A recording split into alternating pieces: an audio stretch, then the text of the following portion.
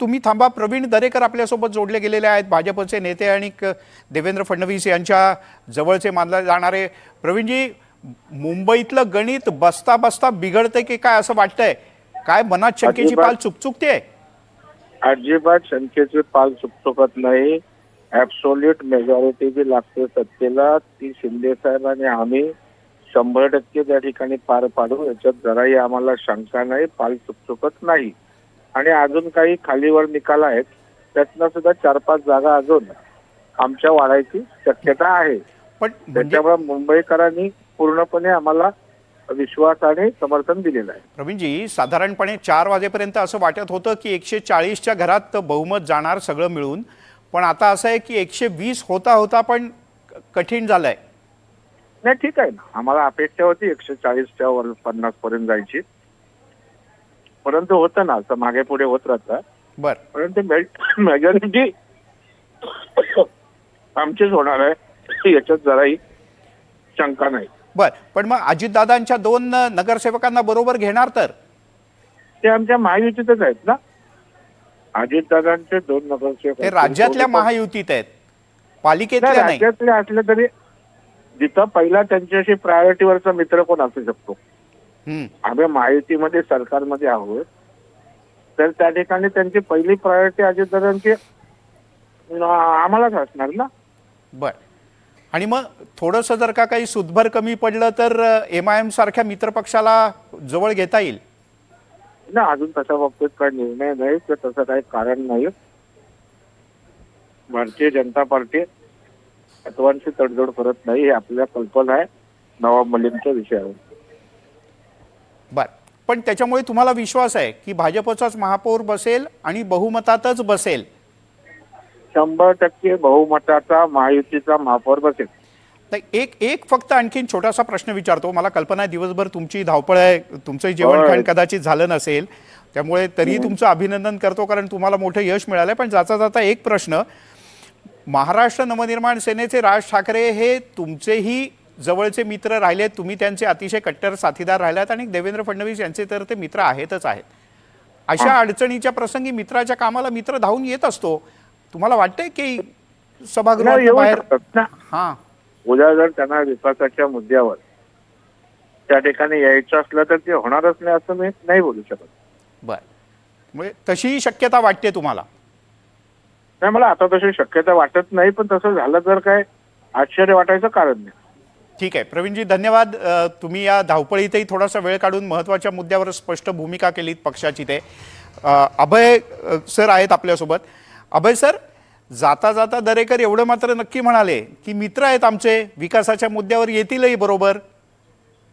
नाही, मला वाटतं की मिलिंद मगाशी बोलताना जेव्हा मतमोजणी सुरू होती आणि जेव्हा भाजपा 127च्या आसपास होते तेव्हा आशिष शेलार म्हणाले होते की मी पूर्ण निकाल आल्यानंतरच प्रतिक्रिया देईन. पहिला भाग. दुसरा, जेव्हा मुख्यमंत्र्यांनी सांगितलं की आपलं जे सेलिब्रेशन आहे ते मुंबईचा महापौर बसल्यानंतर करूया, तेव्हा शंकेची पाल. मी थोडंसं थांबवतो. प्रवीण दरेकर यांनी एक महत्त्वाचं विधान केलंय. राज ठाकरे भाजपसोबत येणारच नाहीत असं नाही, असं म्हणत थोडंसं चर्चेचं किंवा वाटाघाटींचं दार प्रवीण दरेकर यांनी किलकिलं केलेलं आहे. थोडंसं दार उघडलेलं आहे चर्चेचं. घासून मेजॉरिटीचा ज्या वेळेला विषय येतोय, घासून बहुमत मिळेल आणि कट टू कट महापौर बसेल.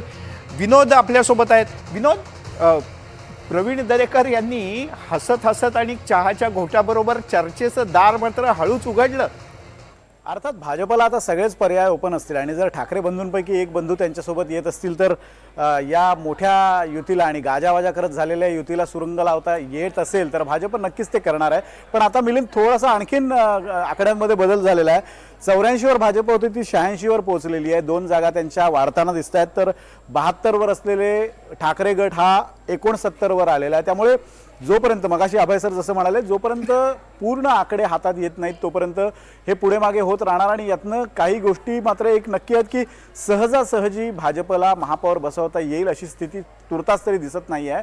अचानकपणे अजूनही काही ठिकाणी म्हणजे जवळपास 40 ते 45 जागांवरच्या मतमोजणी अजूनही बाकी आहेत, त्यामुळे अचानकपणे या आकड्यांमध्ये बदल सुद्धा होऊ शकतो. पण दरेकरांच्या वक्तव्याचा तू जसा उल्लेख केलास मिलिंद, की दरेकरांनी भाजप आणि मनसेच्या युतीचं दार किलकिलं केलंय असं एक वक्तव्य केलं, हे म्हणता येणं स्वाभाविक आहे. आणि कारण त्यांचं वक्तव्यच तसं आहे की मनसे जर विकासाच्या मुद्द्यावर भाजपसोबत येत असेल तर आम्हाला त्यांना सोबत घेण्यास काहीच हरकत नाही. आणि दुसरा म्हणजे फक्त विकासाच्या मुद्द्यावरच नव्हे तर या माध्यमातून भाजपला एक मोठा संदेश सुद्धा देता येईल. आणि दोन ठाकरे बंधूंमध्ये जर वितुष्ट निर्माण होत असेल त्या मुद्द्यावरून तर भाजपला ते हवंच आहे मिलिंद. बर, पण याच्यात एक मुद्दा विनोद, तू जे म्हणालास की भाजपला वितुष्ट दोन ठाकरे बंधूंमध्ये आलं तर हवंच आहे, पण असं आहे की मराठीच्या मुद्द्यावर मी एकत्र आलोय असं वारंवार राज ठाकरे यांनी सांगितलं. मराठी सोडून माझा कुठलाही विषय नाही. पण त्याच वेळेला ते असंही सांगून गेले, अगदी आपल्याला दिलेल्या मुलाखतीत सुद्धा, मी काय विकासाच्या आड येणारा माणूस नाही. याचा अर्थ राज ठाकरे सुद्धा या मुद्द्यावर चर्चेला तर जाऊच शकतात, चाय पे चर्चा तर होऊच शकते. नाही मिलिंद, कसं आहे की आता दोन्ही म्हणजे भाजप आणि ठाकरे बंधू यांनी इतक्या पराकोटीच्या भूमिका घेतलेल्या आहेत, लगेचच त्या भूमिका विसरून लगेचच ते सोबत चर्चेला येतील अशी शक्यता तुर्तास कमी दिसते. भविष्यात असं होणारच नाही असं मी म्हणत नाही, म्हणजे मनसे आणि भाजप भविष्यात एकत्र येणारच नाहीत असं काही मी म्हणत नाही. पण ज्या पद्धतीनं हा प्रचार झाला, ज्या पद्धतीनं मुद्दे मांडले गेले, ज्या पद्धतीनं एकमेकांवर टीका झाली, तो विखार, ती टीका, तो द्वेष लगेचच विसरून लगेचच टेबलवर चर्चेला एकत्र येतील तुर्तास लगेचच, याची शक्यता थोडीशी कमी आहे. हा कदाचित 1-1.5 वर्षानंतर थोडंसं ठाकरे बंधूंमधलं जर सौख्य कमी झालं, थोडंसं भाजपला असं वाटलं की त्यांना सोबत घ्यावं तर त्या गोष्टी होऊ शकतील. म्हणजे अगदीच येणार नाहीत अशी गोष्ट नाही आहे, पण किमान तुर्तास तरी ठाकरे बंधूंमधलं सौख्य आहे ते कमी लगेच होईल किंवा सत्तेसाठी राज ठाकरे लगेचच भाजपसोबत जातील अशी शक्यता तुर्तास वाटत नाही. बरोबर, म्हणजे अगदी थोडक्यात आणि सोप्या भाषेत सांगायचं तर शक्यता सगळ्याच असू शकतात, कुठलीही शक्यता नाकारता येत नाही. कारण राजकारण हा शक्यतांचाच खेळ आहे आणि या खेळात सध्या तरी भाजप सगळ्यात जास्त माहीर आहे या सगळ्या शक्यतांचा उपयोग करून घेणं यासाठी. विनोद, तुर्तास खूप खूप धन्यवाद या सगळ्या माहितीबद्दल आणि गप्पांच्याबद्दल. अभय सर आहेत आपल्यासोबत. अभय सर, असं म्हणू शकतो की लगेच नाही पण शक्यता तर आहेतच.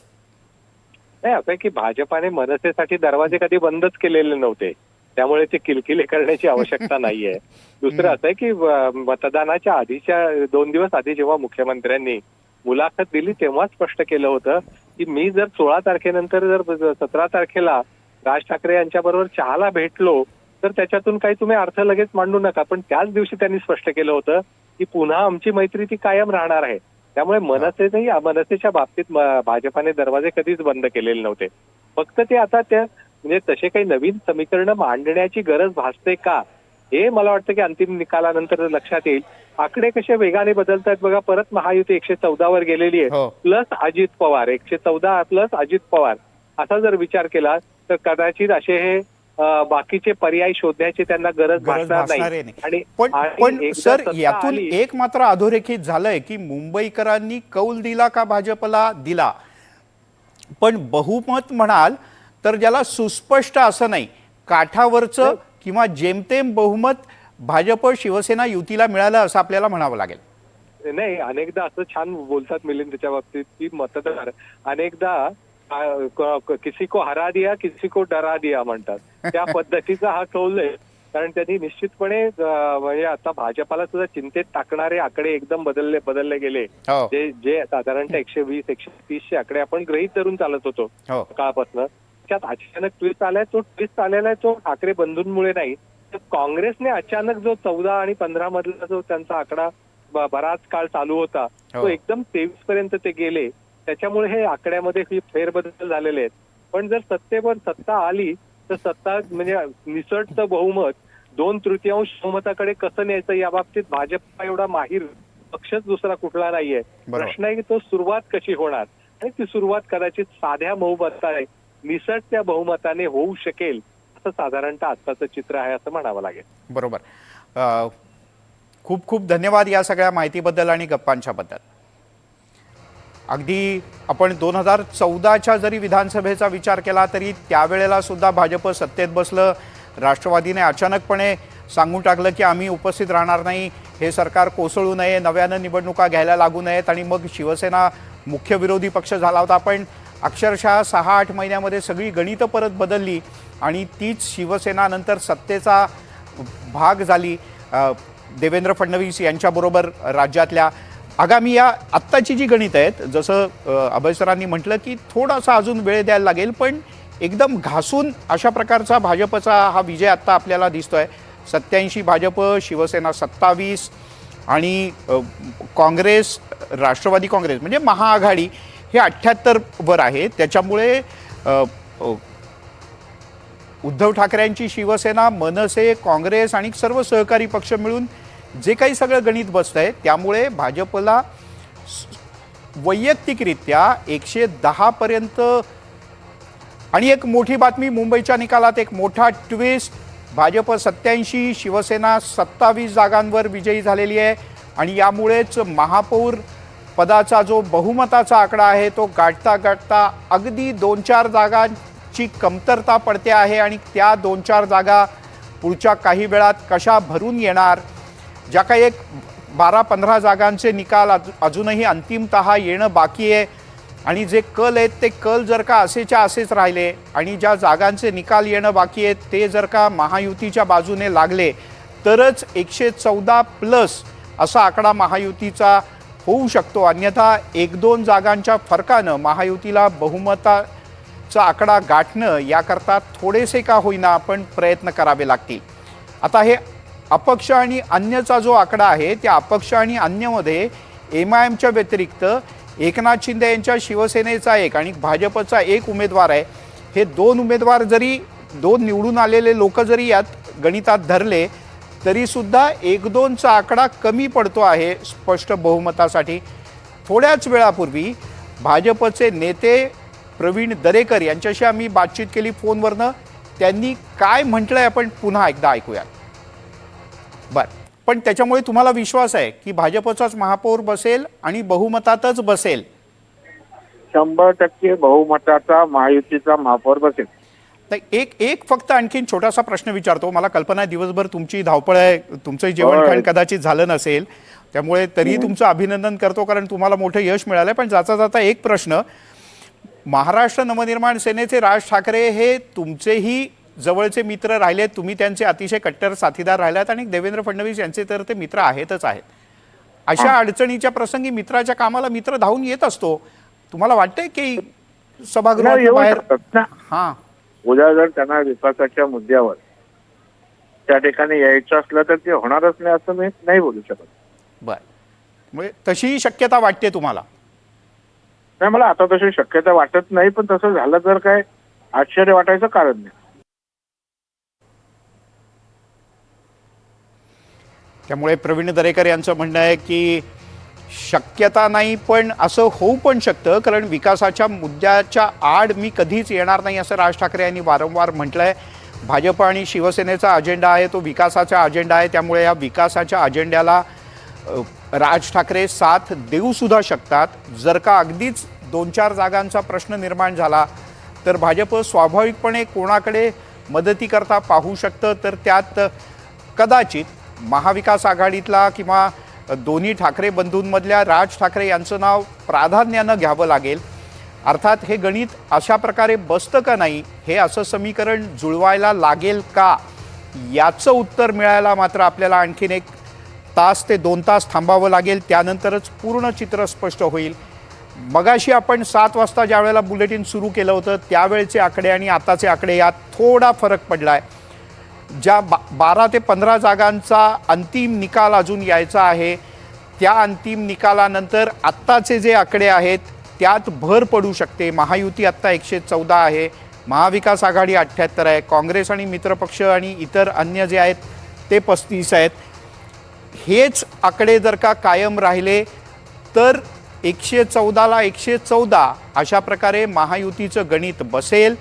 अर्थात त्यांना आत्ता मुंबईत वेगळ्या लढलेल्या पण राज्यात एकत्र असलेल्या अजित पवार यांच्या 2 जणांची साथ घ्यावी लागेल तरच बहुमत सहजपणे पार करता येईल. अन्यथा घासून बहुमत अशाच प्रकारची स्थिती असेल. 12 जागांचे निकाल अद्यापही येणं बाकी आहे आणि या पुढच्या 12 जागांच्या निकालातच ठरणार की महायुती काठावर बहुमत मिळवणार का स्पष्ट बहुमत मिळवून आपला महापौर बसवणार? त्यामुळे ह्या 12 जागांचे निकाल येण्याकरता पुढचा एक तासभर अत्यंत महत्त्वाचा आहे महायुतीकरता. भारतीय जनता पक्षाचे नेते काही ना काही प्रमाणात आत्ता गॅसवर आहेत, डोळे लावून आहेत या बदलणाऱ्या आकड्यांच्याकडे. भाजपचे मुंबईचे माजी अध्यक्ष आशिष शेलार, जे राज्याचे सांस्कृतिक मंत्री आहेत, त्यांनी काही वेळापूर्वी असं म्हटलं होतं की पूर्ण निकाल आल्यानंतरच मी प्रतिक्रिया देईन. दरम्यान